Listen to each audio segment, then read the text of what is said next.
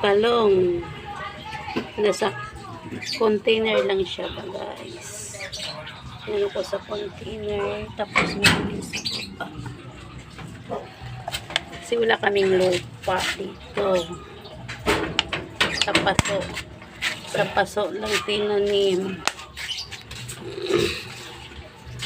Pag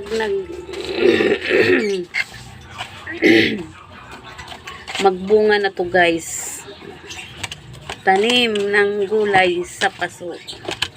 Talong yan, guys. Kagabi ko pa lang to, kagabi ko pa lang siya tinransfer.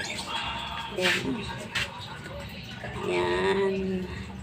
Sa isang paso, 4 yung puno niya. Ayan, nasa baba.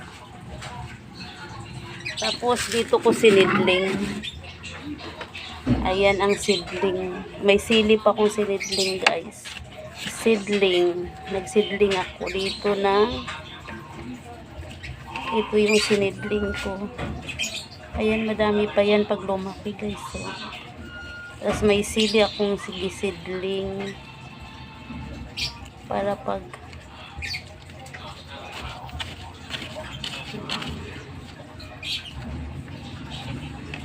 sa paso lang tayo magtanim dito kasi walang taniman.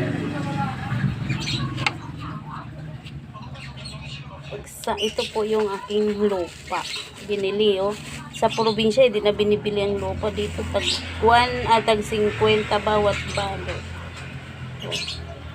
Paso lang tayo. Sa paso para makaani pag magbunga. I-update ko kayo, guys, pag lumaki na to. Pero yung una kong tinanim, malaki na nandoon.